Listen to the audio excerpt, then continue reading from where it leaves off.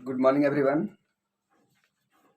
आप लोगों का फिर से एक बार हमारे यूट्यूब चैनल में स्वागत है। आज हम इस वीडियो के माध्यम से जैक 12th बोर्ड का यानी 12th का सब्जेक्ट इकोनॉमिक्स, जो कि तीनों फैकल्टी आर्ट्स, साइंस और कॉमर्स का एक कॉमन विषय है ना। जैक द्वारा एक जारी किया गया मॉडल सेट, जो कोरोना काल को देखते हुए स्टूडेंट के हित के लिए जैक के द्वारा जारी किया गया है, उस मॉडल सेट का सॉल्यूशन है ना आप लोगों को उपलब्ध करवाया जा रहा है। तो इसमें पहले इकोनॉमिक्स में सबसे पहले खंड ये 2 खंड में बांटा गया है ना। खंड ए में है बेस्ट ईयर्स, जिसको हम मैक्रो इकोनॉमिक्स कहते हैं, उसे 52 मार्क्स का है, 52 मार्क्स का। और जो 48 मार्क्स जो है वो आपका खंड 2 यानी मैक्रो इकोनॉमिक्स, जिसको हम समष्टि अर्थशास्त्र कहते हैं, उससे रिलेटेड है। ठीक है, तो पहले खंड ए हम लोग बेस्ट अर्थशास्त्र को देखते हैं, फिर हम लोग समष्टि अर्थशास्त्र को देखेंगे। ये 2021-22 यानी कि 2020-21 सेशन के लिए बहुत इंपॉर्टेंट होने वाला है, इसलिए सभी क्वेश्चंस की तैयारी आप बेहतर ढंग से कर लें। ठीक है, तो चलिए पहले हम ऑब्जेक्टिव क्वेश्चन शुरू करते हैं। आपके बोर्ड पर भी क्वेश्चंस होंगे और यहाँ हम ऑप्शन के साथ आपको आंसर देते जाएंगे। फर्स्ट क्वेश्चन है कि अवसर लागत का वैकल्पिक नाम क्या है। आपके पास 4 ऑप्शन है: औसत लागत, लेखांकन लागत, हस्तांतरण लागत और मौद्रिक लागत। ठीक है, तो इसका सही आंसर होगा हस्तांतरण लागत, ऑप्शन नंबर सी। ठीक है, जिसको हम बोलते हैं हस्तांतरण लागत। ठीक है, ऑप्शन नंबर सी। दूसरा है निम्न में से मांग को प्रभावित करने वाले कारक कौन से हैं। तो सबसे अधिक प्रभावित मांग को कौन करता है? उत्पादन की तकनीक, साधन की कीमत, उपभोक्ता की आय कि उत्पादन की लागत? नहीं, सबसे अधिक कीमत प्रभावित करता है वह उपभोक्ता की आय, यानी कि जितना अधिक उपभोक्ता के पास आय रहेगा, डिमांड उतना ज्यादा बढ़ेगा, इसलिए उपभोक्ता की आय इसका करेक्ट आंसर होगा।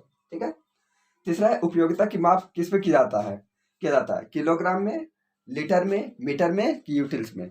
किलोग्राम नहीं होता है, लीटर भी नहीं, मीटर भी नहीं है, यहाँ पर हो जाएगा आपका ऑप्शन नंबर डी, जिसको हम बोलते हैं यूटिल्स।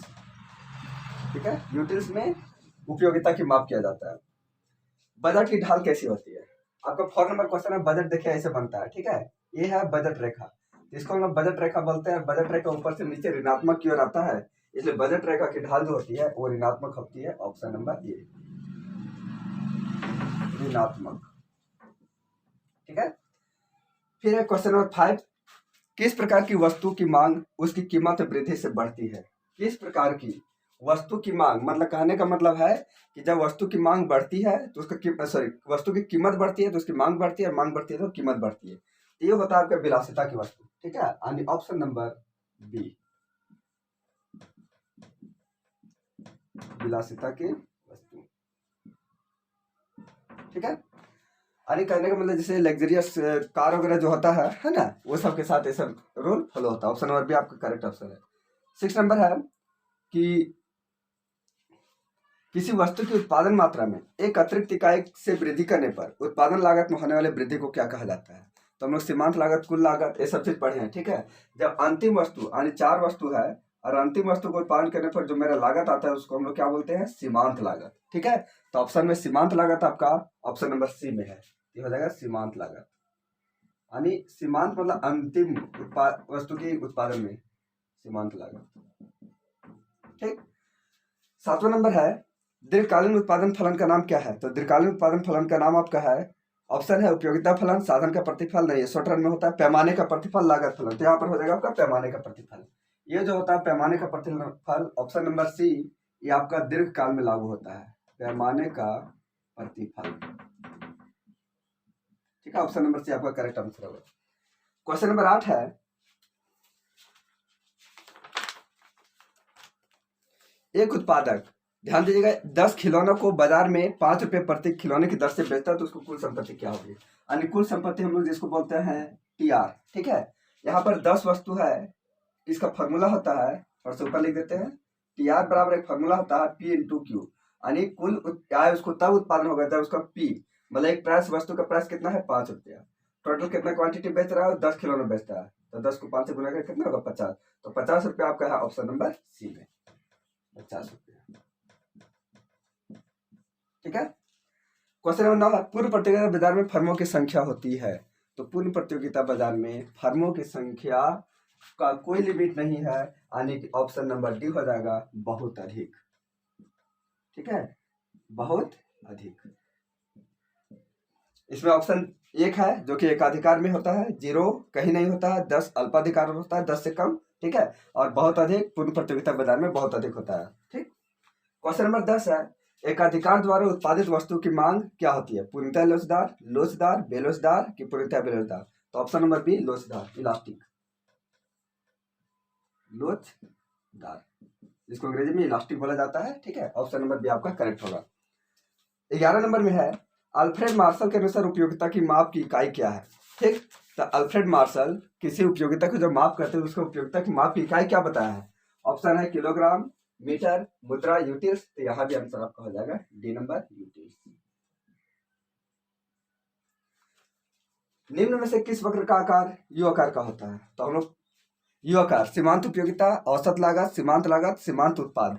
तो यहाँ पर ऑप्शन आपका बी सही होगा, जो कि है औसत लागत। ठीक है, औसत लागत वक्र जो होता है यू आकार का होता है। जैसे इसका ग्राफ हम जब पढ़ते हैं तो ये ऐसे ई आकार का होता है, इस यू आकार का होता है। ठीक है, ग्राफ। 13 नंबर क्वेश्चन है, कॉफ डगलस उत्पादन फलन Q इक्वल टू यानी उत्पादन मात्रा AL alpha into K beta में पैमाने का प्रतिफल की माप क्या है? तो आपके यहाँ ऑप्शन नंबर ये हो जाएगा, इसको हम लोग बोलते हैं अल्फा प्लस बीटा। ठीक है, ऑप्शन नंबर ये करेक्ट ऑप्शन। यदि किसी वस्तु की मांग वक्र Q इक्वल टू 10 - 5P, इसको ध्यान देंगे। ठीक, क्वेश्चन नंबर 14 बोला Q इक्वल टू 10 - 5P है, तो वस्तु की कीमत 2 रुपया प्रति इकाई पर वस्तु की मांग क्या होगी? तो यहाँ पर सीधा बात है, Q इक्वल टू 10 - 5, वस्तु की कीमत 5 रुपये दिया, 2 से गुना करते हैं, 10 - 5 दूनी 10, 10 में 10 कितना बचेगा? 0। तो 0 किस में है? 0 आपका है क्वेश्चन नंबर 14 में, यानी ऑप्शन नंबर सी, 0 इसका आंसर हो जाएगा। ठीक है, 15 नंबर, एकाधिकार में वस्तु की कीमत P और सीमांत लागत MC में क्या संबंध पाया जाता है? तो देखिए यहाँ पर वस्तु की कीमत जो होती है, इसका ऑप्शन नंबर सी होगा। P जो होता है, प्राइस हमेशा जो होता है लागत से अधिक होता है। देखिए कोई भी वस्तु का जब लागत का निर्माण करेगा तो MC मतलब मार्जिनल कॉस्ट, मतलब वस्तु को उत्पादन करने में कितना पैसा लगेगा, तो लागत से हमेशा प्राइस अधिक रहेगा, कारण कि वो कभी भी कोई भी उत्पादक लॉस नहीं सहेगा। ठीक है, तो इस तरह से आपको जो माइक्रो इकोनॉमिक्स में 15 ऑब्जेक्टिव है ये आपका कंप्लीट होता है। ठीक, उसके बाद हम देखते हैं रिक्त स्थानों की पूर्ति कीजिए। इसमें 5 क्वेश्चन, 1 × 5 = 5 मार्क्स का। ठीक है, तो फर्स्ट क्वेश्चन है आपका कि खाली सन अर्थशास्त्र को धन का विज्ञान कहा है, तो अर्थशास्त्र को धन का विज्ञान किसने कहा? तो आंसर हो जाएगा आपका आदम स्मिथ ने, आदम स्मिथ। ठीक है, एडम स्मिथ जो कि अर्थशास्त्र के जनक भी जिनको माना जाता है, 1776 ईस्वी में, है ना। उपयोगिता को खाली स्तर में मापा जाता है। अभी तुरंत हम लोग पढ़े कि उपयोगिता को यूटिल्स में मापा जाता है, ये हो जाएगा आपका यूटिल्स। ठीक, किसी वस्तु की मांग और उपभोक्ता की आय में, यानी उपभोक्ता की जब आय अधिक होगा तो उसका मांग भी अधिक होगा, और उपभोक्ता की आय कम होगा तो मांग कम होगा, इसलिए इसमें प्रत्यक्ष संबंध पाया जाता है। ठीक है, प्रत्यक्ष संबंध, या तो इसको हम लोग बोल सकते हैं सीधा संबंध भी पाया जाता है, या हम लोग बोल सकते हैं धनात्मक संबंध भी पाया जाता है, धनात्मक भी इसको बोल सकते हैं। ठीक है, यानी धनात्मक संबंध पाया जाता है। 19 नंबर में है, जब उत्पादन के साधन में 5% की वृद्धि, देखिए ध्यान से इसको, उत्पादन के साधन में, यानी उत्पादन के साधन कौन कौन है? लैंड है, लेबर है, कैपिटल है, उसे 5% की वृद्धि होती है, और उत्पादन में 5% की वृद्धि होती है, तो इस पैमाने का समान प्रतिफल कहते हैं। कौन सा प्रतिफल कहते हैं? समान प्रतिफल। यानी कहने का मतलब है पैमाने का 3 प्रतिफल होता है, एक होता है वृद्धिमान प्रतिफल, एक घटता प्रतिफल, एक समान प्रतिफल। वृद्धिमान मतलब होता है कि जब साधन में 5% की वृद्धि करेंगे उत्पादन से अधिक होगा, और घटता होता है जब साधन में 5% की वृद्धि करेंगे और उससे कम उत्पादन में वृद्धि होगा, और यहाँ पर जितना साधन में वृद्धि हो रहा है तो उत्पादन में भी, इसलिए यहाँ समान प्रतिफल हो जाएगा। ठीक है, और ये अंतिम क्वेश्चन है कि 2 विभिन्न ग्राहकों से किसी वस्तु की अलग अलग कीमत वसूलने की क्रिया को हम लोग बोलते हैं कीमत विभेदीकरण। क्या बोलते हैं? कीमत विभेदीकरण। यानी कहने का मतलब ये है कि कोई एक वस्तु है, मान लीजिए हमारा पेन है, 2 कस्टमर है, एक से हम 5 रुपये लेते हैं, दूसरा से 3 रुपये लेते हैं, किसी से 6 रुपये लेते हैं, तो अलग अलग मूल्य में जो वस्तु हम लोग एक ही वस्तु को अलग अलग कस्टमर को अलग अलग मूल्यों में बेचते हैं, उसको हम लोग क्या बोलते हैं? कीमत विभेदीकरण। ठीक, उम्मीद है कि 20 क्वेश्चन आपको क्लियर हो गया होगा। फिर हम लोग चलते हैं वेरी शॉर्ट आंसर में, और जो 2 मार्क्स का है 5 क्वेश्चन आएगा।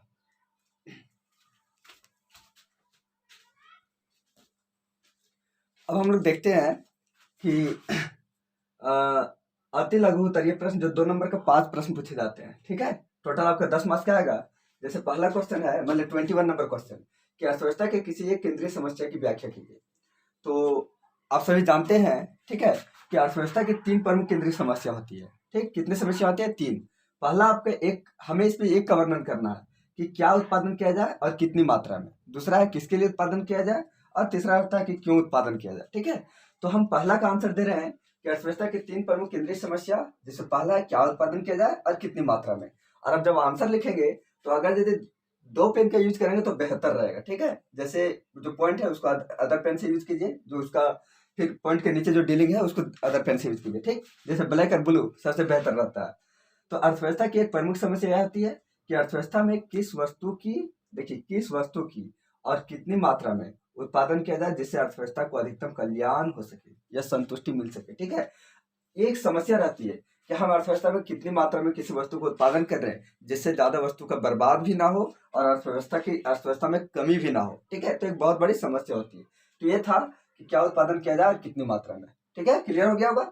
नेक्स्ट क्वेश्चन है, मांग से आप क्या समझते हैं? What do you mean by demand, ठीक। तो मांग से तात्पर्य किसी वस्तु को प्राप्त करने की इच्छा से है, यानी जब हमें किसी वस्तु को प्राप्त करने की इच्छा होती है, उसको खरीदने की इच्छा जाहिर करते हैं, उसी को हम लोग क्या कहते हैं? मांग। साथ ही साथ निश्चित मूल्य होना चाहिए, निश्चित समय होता है, ठीक है। तो इस तरह जब निश्चित मूल्य, निश्चित समय और किसी वस्तु को परचेज करने की इच्छा होती है और उसको हम लोग परचेज करने के लिए तत्पर रहते हैं, तो उसी को हम लोग क्या बोलते हैं? मांग कहते हैं, ठीक। इसमें देखिए क्या क्या होना आवश्यक है। पहला, इच्छा होना चाहिए, किसी वस्तु को खरीदने के लिए इच्छा होनी चाहिए। दूसरा, साधन होना चाहिए, यानी साधन के रूप में हमारे पास क्या होना चाहिए? मुद्रा होना चाहिए, यानी हम लोग खरीदेंगे कैसे, है ना। तीसरा, खर्च करने की तत्परता होना चाहिए, मेरे पास पैसा है, हम खरीदना चाहते हैं किसी वस्तु को, तो उसके लिए खर्च करने के लिए तैयार भी रहना पड़ेगा। निश्चित मूल्य होना चाहिए कि वस्तु का कितना मूल्य है वो भी हमको पता कर लेना है, और निश्चित समय होना चाहिए, ठीक है। तो इन सभी साधन के मान लीजिए आपका 2 नंबर का क्वेश्चन है, ठीक है। अगर यदि आप केवल डिफिनेशन लिख करके छोड़ दीजिएगा, हो सकता है आपका नंबर कट भी जाए, ठीक। लेकिन ये सब तत्व अगर लिख देंगे तो नंबर कटने की चांसेस बहुत कम रहती है। अगर मान का आप ग्राफ बनाना चाहते हैं तो ये भी लिख सकते हैं, ठीक है। इधर आपका डिमांड हो जाएगा, इधर आपका वस्तु हो जाएगा जिसको हम लोग कमोडिटी बोलते हैं, ठीक। और मांग का वक्र जो होता है वो डाउनवर्ड स्लोपिंग होता है, ठीक है। इसको हम बोलते हैं डिमांड वक्र, ठीक है। इसको आप नहीं बना सकते क्योंकि 2 मार्क्स का, 3 मार्क्स या 4 मार्क्स का पूछे तो डिमांड का ग्राफ हम लोग बना सकते हैं, ठीक। या आप समझने के लिए इसको तैयार कर सकते हैं, ठीक है। अब हम लोग चलते हैं क्वेश्चन नंबर 23 में। नाउ अब हम लोग देखते हैं क्वेश्चन नंबर 23, ठीक है, जो कि है पूर्ति क्या है, पूर्ति के नियम को लिखिए, ठीक। इसके पहले हम लोग पढ़े मांग क्या है, ठीक। तो मांग जो हम लोगों के द्वारा डिमांड किया जाता है, ठीक है। पूर्ति जो एक उत्पादक के द्वारा सप्लाई किया जाता है, ठीक। उत्पादक द्वारा किसी वस्तु की, उत्पादक किसको बोलते हैं? जो वस्तु का उत्पादन करता है, ठीक। निश्चित मूल्य पर एक उसका फिक्स प्राइस होता है। उस वस्तु की जो मात्रा बेचने के लिए उपलब्ध की जाती है उस वस्तु की पूर्ति कहते हैं। यानी उत्पादक के द्वारा जिस वस्तु को उत्पादन किया जाता है और वो बाजार में बेचने के लिए अपने ग्राहकों को देने के लिए प्रस्तुत किया जाता है, उसे वो क्या बोलते हैं? वस्तु की पूर्ति कहते हैं। अब इसका सेकंड पार्ट था पूर्ति के नियम को लिखिए। इसका नियम क्या है? देखिए, किसी वस्तु के मूल्य और उसकी पूर्ति के मध्य प्रत्यक्ष एवं धनात्मक संबंध पाया जाता है। आपको ऑब्जेक्टिव क्वेश्चन बन सकता है यहाँ से, ठीक है, कि किसी पूर्ति के नियम के अनुसार किसी वस्तु के मूल्य और उसकी पूर्ति के मध्य कैसा संबंध होता है? तो प्रत्यक्ष संबंध होता है और धनात्मक संबंध होता है। कैसे? सो देखिए, यह नियम क्या कहता है? वस्तु की कीमत बढ़ने पर, यानी वस्तु की जब कीमत बढ़ेगा तो वस्तु की पूर्ति भी बढ़ती है, ठीक। और वस्तु की कीमत जब घट जाती है तो वस्तु की पूर्ति भी घट जाती है, ठीक। यानी वस्तु की कीमत बढ़ेगी तो पूर्ति भी बढ़ेगी, और वस्तु की कीमत अगर डाउनफॉल करती है, घटती है, तो उसकी पूर्ति भी और कीमत भी दोनों घट जाती है। इसी को हम लोग बोलते हैं पूर्ति का नियम कहते हैं। बहुत ईजी है, ठीक है। पूर्ति क्या समझ में आ गया होगा। और पूर्ति का नियम में ध्यान रखिएगा, पूर्ति मांग बढ़ने से, वस्तु के मूल्य बढ़ने से मांग भी बढ़ेगा और वस्तु के मूल्य घटने से मांग भी घटेगा। इसे ही कहते हैं पूर्ति का नियम, ठीक है। तो उम्मीद है कि ये पॉइंट आपको अच्छे से समझ में आ गए होंगे। देखिए, पूर्ति के नियम को एक यहाँ पर ग्राफ दिखाया गया है। यहाँ क्वांटिटी है जिसको हम बोलते हैं उत्पादन की मात्रा, और यहाँ प्राइस है, ठीक है। इधर हम वस्तु को रखते हैं, इधर प्राइस को, यानी प्राइस अगर 1 रुपया रहे तो वस्तु 5, प्राइस 2, मतलब कि जैसे देखिए प्राइस यहाँ बढ़ रहा है तो यहाँ वस्तु की पूर्ति भी धीरे धीरे बढ़ रहा है। ये यहाँ से यहाँ, यहाँ से यहाँ, यहाँ से यहाँ, यहाँ से। अरे मेरा सप्लाई वक्र है। और सप्लाई वक्र कैसा होता है? पूर्ति वक्र कैसा होता है? धनात्मक होता है। और मांग वक्र कैसा होता है? ऋणात्मक होता है, ठीक है। चलिए क्वेश्चन नंबर 24 है उत्पादन फलन की परिभाषा दीजिए, जिसको हम लोग अंग्रेजी में प्रोडक्शन फंक्शन कहते हैं। ठीक है, production function, what do you mean by production function, या तो डिफाइन प्रोडक्शन फंक्शन। तो देखिए बहुत सिंपल है कि किसी वस्तु की उत्पादन मात्रा यानी जो वस्तु उत्पादन करते सो, तथा वस्तु के उत्पादन के साधन यानी जिन वस्तुओं से उत्पादन किया जाता है उसका, उन दोनों के बीच में जो तकनीकी संबंध यानी रिलेशनशिप पाया जाता है, relationship between quantity and factor of production. ठीक है, उसी को हम लोग क्या बोलते हैं, उत्पादन फलन कहते हैं। यानी मान लीजिए कलम है, एक कलम और कलम को उत्पादन करने वाले जो वस्तु हम उसमें हम लगाएं, उन दोनों के बीच में जो संबंध पाया जाता है उसी को हम लोग क्या बोलते हैं, उत्पादन फलन। जैसे हम लोग लिखते हैं Q equal to function of land, labour, capital dot dot dot, या तो यहाँ ABC कुछ भी लिख सकते हैं। Q को हम लोग बोलते हैं उत्पादन मात्रा, यानी कितना मात्रा में वस्तु का उत्पादन हुआ। फंक्शन यानी दोनों के बीच में जो संबंध बतलाता है, और ये सभी जो हो जाता है ये होता है उत्पादन के साधन। क्या हो जाएगा ये, उत्पादन के साधन। आप इसको ऐसे भी लिख सकते हैं Q इक्वल टू उत्पादन मात्रा और LAB से उत्पादन के साधन।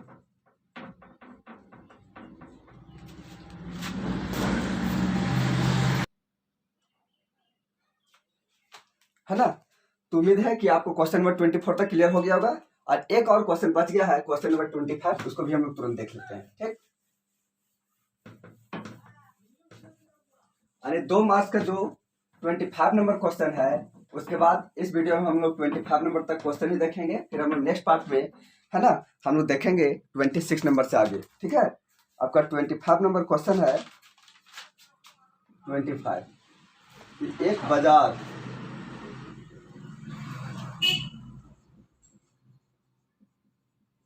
संतुलन की अवस्था में कब होता है, कब होता है। ठीक है, तो देखिए इसका आंसर क्या है, हमारे पास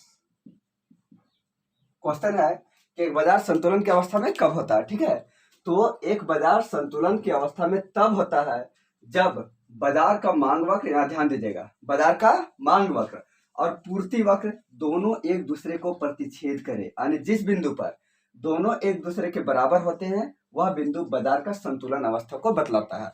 यानी जहां मांग और पूर्ति एक दूसरे को प्रतिच्छेद करते हैं वही बिंदु बाजार की संतुलन अवस्था को व्यक्त करता है। इसको समझने के लिए फिर से चलिए हम ग्राफ लेते हैं।